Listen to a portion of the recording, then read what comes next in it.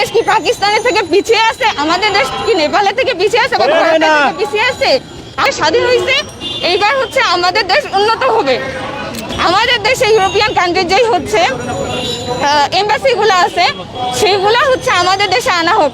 আমাদের দেশ কি পাকিস্তানের থেকে পিছিয়ে আছে? আমাদের দেশ কি নেপালের থেকে পিছিয়ে আছে বা ভারতের থেকে পিছিয়ে আছে? আমাদের দেশে কেন হচ্ছে এমবাসিগুলো থাকবে? আমরা কেন অন্যের উপর নির্ভর করে চলবো? আর কতদিন চলবো? একটা তো সুরাহা করা উচিত। দেশ তো স্বাধীন হয়েছে এইবার, আমরা তো এটাই বলতেছি, আমরা এটাই বিশ্বাস করতেছি যে দেশ গত সরকার কি করে গেছে বা সাবেক সরকার কি করে গেছে সেটা তো গত হয়ে গেছে। চেষ্টা করো, আমি এখানে যাব, তো পেমেন্ট করা যাচ্ছে না। সে আমাকে বলছে কোনোভাবেই পেমেন্ট করা যাচ্ছে না। তো পেমেন্ট না করলে আমরা সাবমিট করবো কিভাবে? এইদিকে আমাদের ইউনিভার্সিটি যে এনরোলমেন্ট ডেট আছে সেটা কিন্তু ক্রস হয়ে যাচ্ছে। অনেকের কিন্তু যে ইন্টারভিউ ডেট আছে সেটা ডিসেম্বর ক্রস করে ফেলছে, অলরেডি ডিসেম্বর 20 চলে গেছে। এই বাচ্চাগুলো যখন যাবে, ইনারা যখন ইন্ডিয়াতে যাবে, ইন্টারভিউ ফেস করবে, ইনারা যদি ভিসাও পায়, ইনারা কিন্তু যাইতে পারবে না রোমানিয়া, কারণ তাকে সেই দেশের ইমিগ্রেশন ক্রস বা দিবে না। প্রত্যেকটা ইউনিভার্সিটিতে একটা নিয়ম আছে, এনরোলমেন্ট ডেট আছে।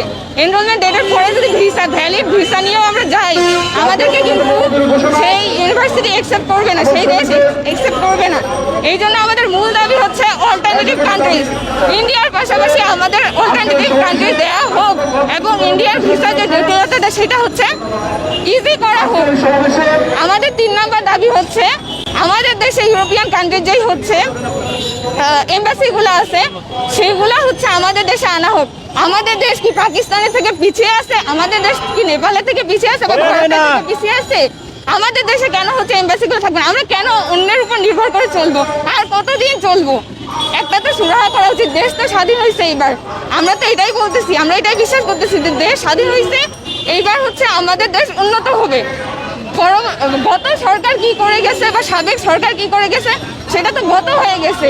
বর্তমান অন্তর্বর্তী সরকারের কাছে আমাদের একটাই দাবি এই বিষয় নিয়ে, যেন দেশে, আমাদের দেশে ইউরোপিয়ান কান্ট্রি যেই এমবাসিগুলো আছে, অথবা যেই দেশগুলোতে আমরা বেশিরভাগ যাচ্ছি, সেই দেশের কান্ট্রি, সেই দেশের এমবাসিগুলো আমাদের দেশে আনা হোক। অথবা প্রত্যেক বছরে আমাদের দেশে কনসুলেট টিম এসে আমাদের দেশ থেকে ইন্টারভিউগুলো নেব। এতে করে আমাদের যে বিদেশগামী উচ্চশিক্ষা যারা স্বপ্ন দেখতেছি, তাদের স্বপ্নটা ইজি হয়ে যাবে ফুলফিল করার। আবার যারা ওয়ার্কার ভিসা যাচ্ছে, তাদেরও হচ্ছে কাজে লাগবে। এমবাসিগুলো যদি আমাদের দেশে হয়, তাহলে আমাদের অর্থনীতি আমাদের দেশেই থাকতেছে, আমাদেরকে অন্য দেশে গিয়ে কন্ট্রিবিউট করতে হচ্ছে না কিন্তু। তো এটা কিন্তু আমাদের অর্থনীতির জন্য ভালো।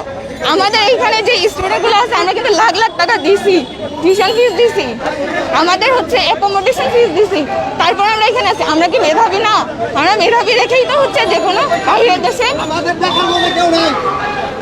আমরা মেধাবী রেখেই তো আমরা বাইরের দেশে এই যে অফার লেটার নিয়ে দাঁড়াই আছি।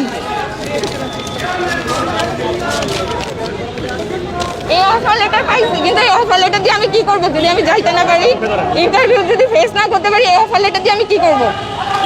তো সেই হচ্ছে বিষয়, আমাদের বিষয়গুলো একটু দেখানো হোক। আমাদের পররাষ্ট্র মন্ত্রণালয় এই বিষয়ে আমাদের অল্টারনেটিভ চাই। তারপর আমাদের যেই হচ্ছে অন্তর্বর্তী সরকার আছে, আমাদের দাবি ওনাদের কাছে যে আমাদের এই বিষয়গুলো সুরাহা করা হোক। আমাদের এনরোলমেন্ট ডেট পার হয়ে গেলে এই বিষয় সুরাহা করে আমাদের কোনো লাভ নেই।